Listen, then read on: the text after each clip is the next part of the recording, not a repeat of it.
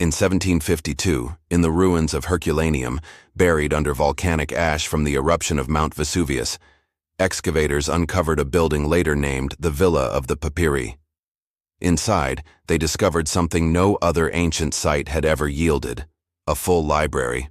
Hundreds of tightly rolled papyrus scrolls, carbonized by heat and pressure, lay preserved in blackened coils, as fragile as ash.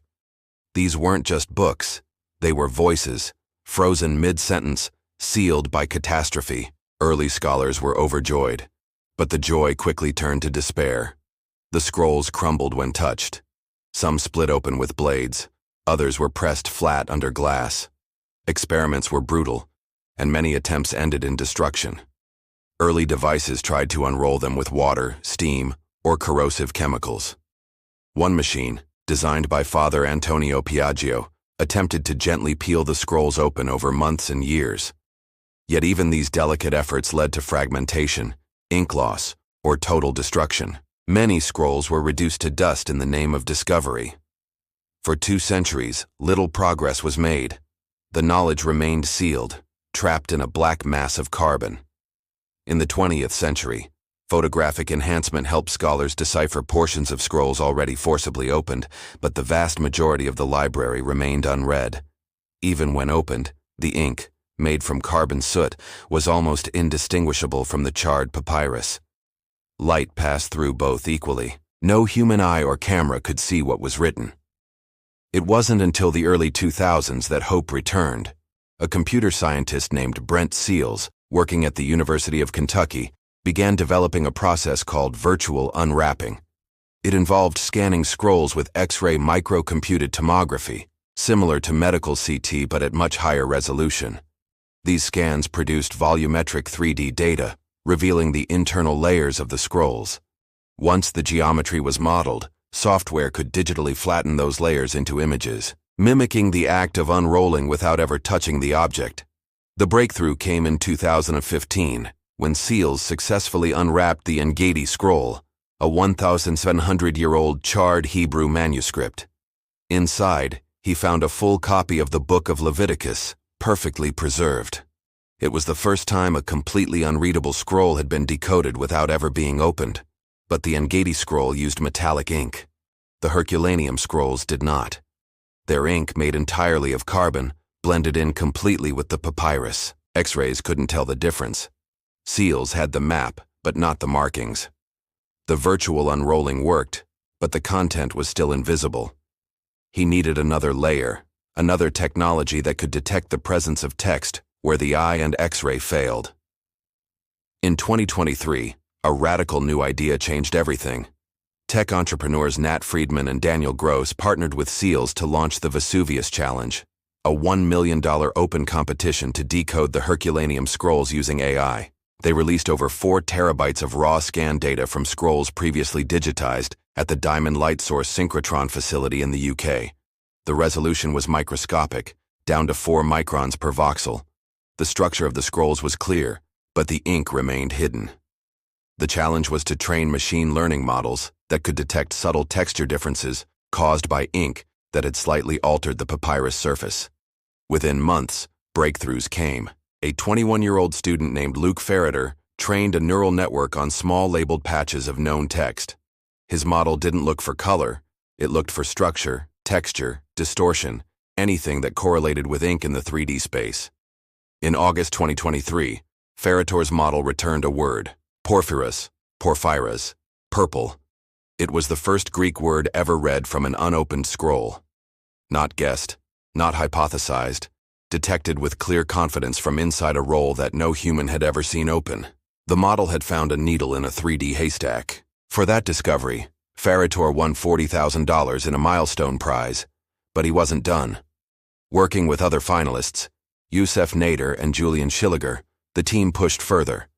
Their models refined segmentation, improving both the layer flattening and the ink detection pipeline.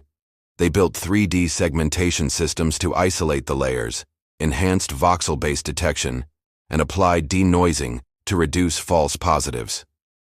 By February 2024, they had decoded over 2,000 Greek characters, around 15 full columns of text, from scroll FERC. 3. They had gone far beyond a single word. For this, the trio won the grand prize, $700,000. The decoded text was linked to the Epicurean philosopher Philodemus. It contained reflections on music, pleasure, and the senses. There were mentions of hearing, food, and perhaps wine. One line appeared to quote a line from Homer's Odyssey. These were not state documents, these were philosophical musings. Private thought, preserved through time, now awakened by mathematics. One passage discusses how some people fail to understand the emotional effects of music, suggesting that pleasure and perception are linked deeply with cognition. But the Herculaneum scrolls weren't the only place where AI was reviving the ancient world. Around the same time, DeepMind, a subsidiary of Google, developed models trained on tens of thousands of Greek inscriptions carved into stone. These models, named Pythia and later Ithaca, were capable of restoring missing letters in damaged texts and even dating inscriptions based on syntax, spelling patterns, and linguistic drift. Ithaca, in tests, could predict the date and origin of Greek inscriptions within 30 years on average, when paired with expert input. Inscriptions once thought impossible to place could now be dated with scientific confidence. It marked a new era in epigraphy, with AI as co-author and co-decoder. The innovations didn't stop there. In 2025, another AI project called Enoch applied machine learning to Dead Sea Scroll fragments. Combining radiocarbon data, ink pattern analysis, and script characteristics, it redated over 130 fragments. Nearly 80% of the new estimates were older than previous scholarly consensus, in some cases, by decades. The new timelines forced reinterpretations of religious and historical developments in Second Temple Judaism. One scroll, previously thought to be mid-1st century BC, was now believed to date from the early 2nd century BC, pushing its context back into Hasmonean rule. With these corrections, the sequencing of prophetic and sectarian texts shifted, giving scholars new frameworks for understanding Jewish religious development. Elsewhere, AI models were taking on cuneiform, the wedge-shaped script of ancient Mesopotamia. Projects like DeepScribe trained convolutional neural networks to identify and classify symbols in Akkadian tablets. Some models achieved over 80% top 5 accuracy in matching signs, even on damaged or weathered tablets. Other systems attempted neural translation of entire phrases, auto-generating rough English equivalents for texts over 4,000 years old. Hammurabi's laws, Sumerian hymns, Babylonian contracts. AI wasn't just reading, it was understanding the shapes, syntax, and structure of forgotten civilizations. And all of this was accelerating.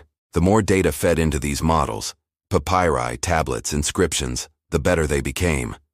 Each new scroll scanned, each new glyph annotated, each new mistake corrected. The machine learned from every layer, every line, every inconsistency. This wasn't replacing scholars. It was empowering them to reach what had been unreachable. Some questioned the risks, false positives, algorithmic bias, premature conclusions. But the value was undeniable. History that had once been irretrievable, burned, shattered, buried, was now legible again. Not because of force, but because of patience, precision, and computation. From the volcano's ash, a library has risen again, not with fire and sword, but with code and light.